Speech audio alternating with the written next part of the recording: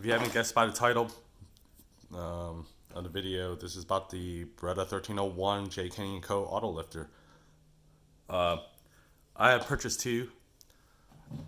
I believe I was the first couple of people to actually purchase some of these products, but it took 7 business days to arrive from the UK to Midwest USA, specifically Illinois. 7 business days is pretty freaking good.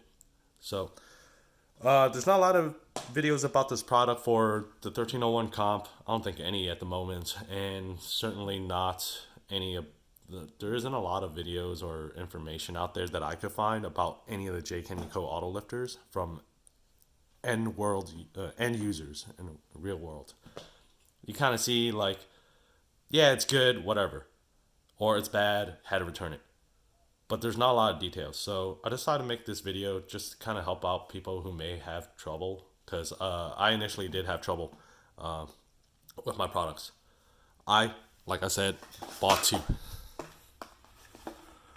I bought one for my 1301 comp here and my 1301 tactical, which is sitting on the side. Straight off the bat, it's not compatible with the 1301 tactical. The two share only the trigger housing components. I think maybe the handguard and the stock, they're similar. The lifters are different. I think the bolt length is also different. I could be wrong about that. But the receiver length is definitely different. The 1301 comp is about 1/4 inch longer. So that's what's causing the compatibility issues. And you can't solve that by filing the pieces to make it fit, at least for the JKenny&Co auto lifter. More on that later. If you're interested, watch towards the end, but whatever. This video is not scripted. I don't do YouTube, so if I stumble, I was having 50% reliability issues with the JKenny&Co auto lifter, and initially I was just kind of frustrated. Well, I wasn't really frustrated, but I was just kind of curious what the heck was going on, right? So I emailed, or I sent JKenny&Co a Facebook message with a picture and video showing that, hey, it's not really functioning. Now, he noticed that I was using some really beat up dummy rounds, which I am. Here's a picture or a video. Like, here's some fuzz. If the camera could. There's some dense gouges in the side of the plastic. The rim is kind of all beat up. There you go. And he or she, I don't know who does customer service. He or she suggested using newer looking or better dummy rounds in better shape or live rounds as a test. And that solved a lot of problems. I was having troubles making the entire system work maybe every other round. With newer dummy rounds, it was working basically 19 out of 20 times. The 1 out of 20 that wasn't working, I specifically had a problem that while I was loading into the tube, this shell latch would get stuck in this bottom position right here. This is going to work, by the way.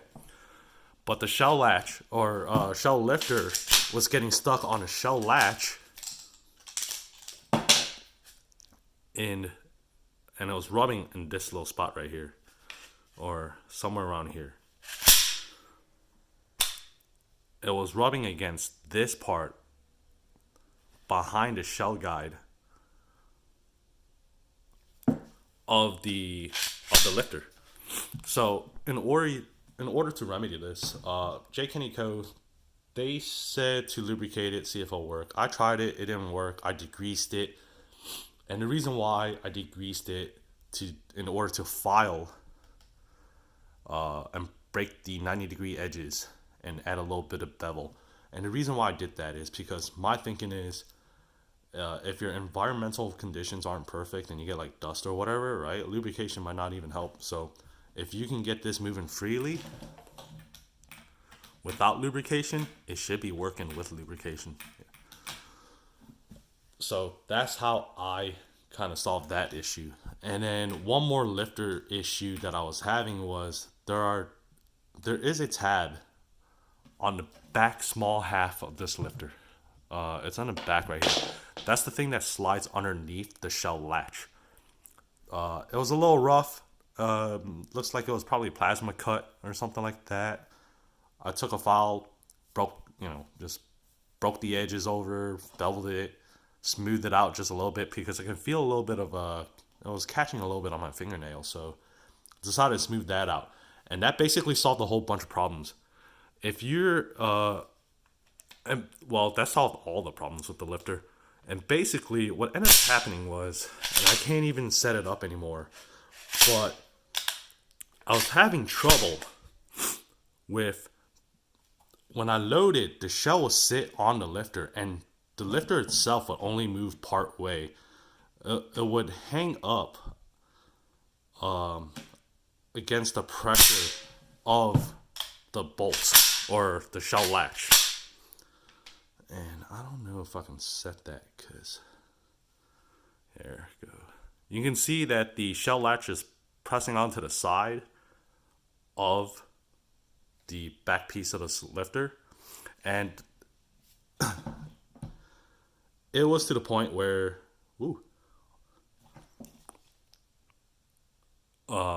there was an ever so slight bit, maybe like a hair of contact point where it was actually kind of like sandwiching itself in between the pieces. So all I did was just kind of like beveled it just slightly, and that solved the remaining lifter issues. It's at that point where I can't even get it to stick to where at that with the bolt release pressed all the way down, it will just go forward. I've tested this live rounds, not with firing, but live rounds, dummy rounds, and I made sure to test loading port down, left, right, upside down, all around. Tested it firing, all that, or test firing with dummy rounds. It all works. Did the usual function test. So load run 1 into the 2, O feed, O chamber, eject, so on and so forth. Trigger test, make sure that safety works.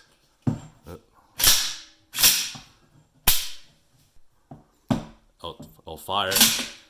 I'll lock back to the rear. All the function tests pass.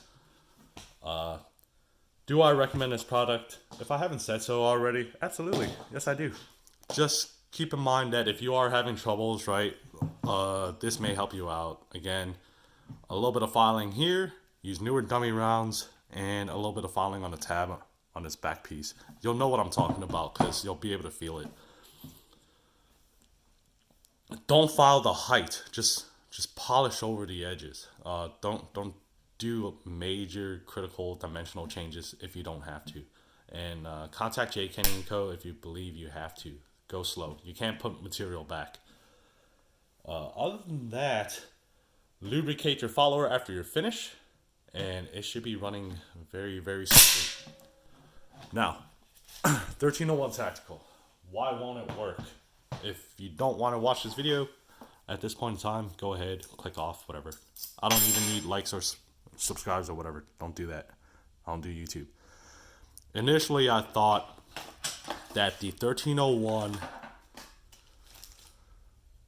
Tactical and the JKenny&Co auto lifter, I initially thought it would work, and it was simply a matter of different lengths. This has already been trimmed, by the way, and I figured all I had to do was trim this long piece in order for it to work. That's not the case at all. Let me grab my 1301 Tactical.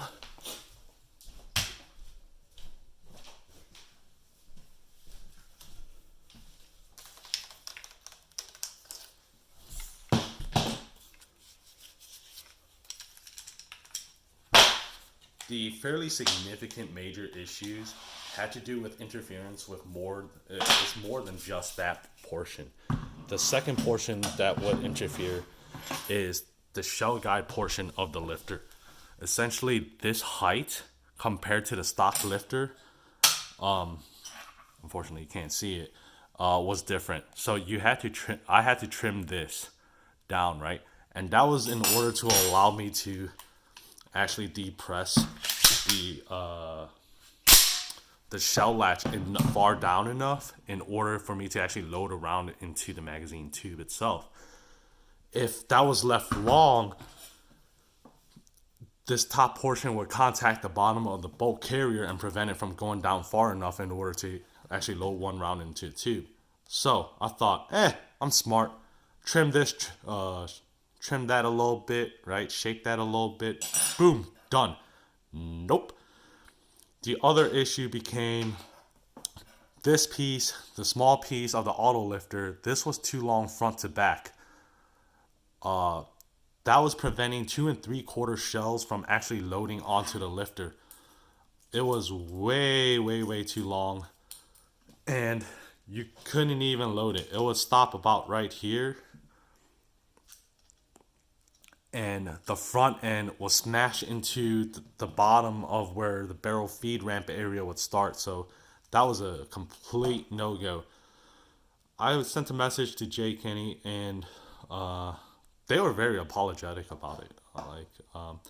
When I ordered the two, I kind of assumed that they probably thought that all the 1301s shared the same receivers. Like, I kind of had an inkling that that was the case. And it turns out it was the case. But, I figured I'd give it a try anyways, because I thought, just shave this. Nope. This part was too long. Doesn't allow 2 3/4 to go back. If you have a 1301 Tactical, you know it's also capable of 3-inch cartridges. So if it's not working with 2 3/4, you gotta shave off a bunch of materials in order to make it work. I was able to put follow an angle right here in order to make it sort of work. It was maybe 1 in 5 that I would still have the problem with the round smashing into the barrel feed ramp. So it was just a little bit to go, right, to foul. But it was at that point in time that I realized that the lifter was not sliding underneath the shell latch, or the shell latch couldn't slide over this tab, initial tab right here, that was longer. There was a vertical height component to it. The distance between the when the shell latch is all the way down and the flat pad of where the actual shell latch is different than on the 1301 comp. There is a height component difference where the shell latch tab should fit on a flat pad of the shell, or the shell lifter should sit on a flat pad of the shell latch. There was a vertical height component, so I had to remove about 2 millimeters down in order to get that to actually slide over. Once I did, it would feed more into the round would feed from the magazine tube onto the lifter more, but it still wasn't working. And the reason why it wasn't working was because the back half, I found out, was now contacting the shell latch. Don't know if I could capture it, but when this shell latch comes out, there's a round corner that straight up binds everything up and prevents this piece of the shell lifter from actually moving upwards. And that's why you see this rounded corner.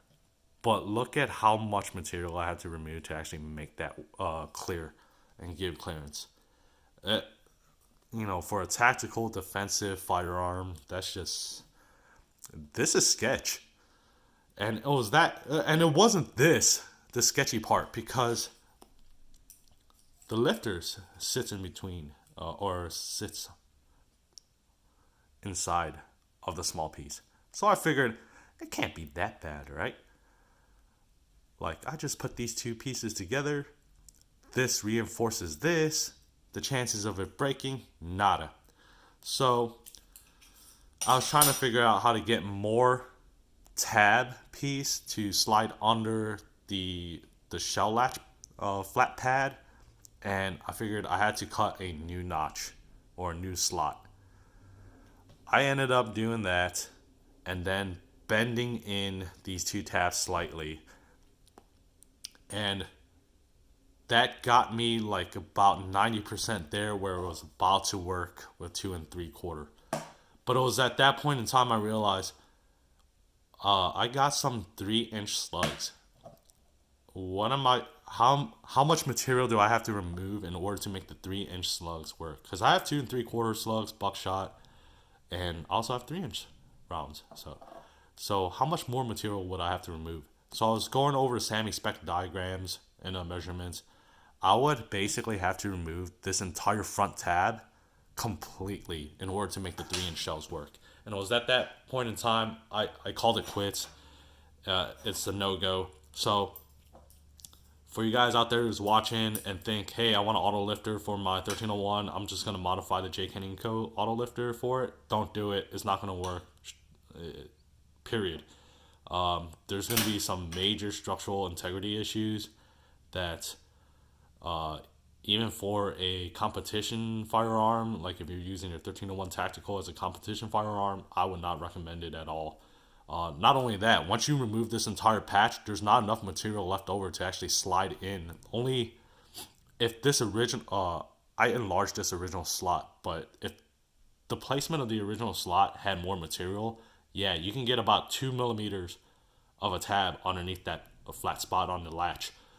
But where the original slot was, there's simply not enough material, and you would have like maybe 1 millimeter of tab or finger prong, whatever you want to call it, resting on that, and that seems very weak. I think originally it's 4 millimeters or 5 millimeters wide. This portion right here, so it was much wider than this. So, anyways, 1301 comp auto lifter, fantastic. File the pieces. Make sure that you test the load function in all different directions, right? Whoops. Right side up, upside down, left, right, test it all. I've done it. It functions perfectly fine.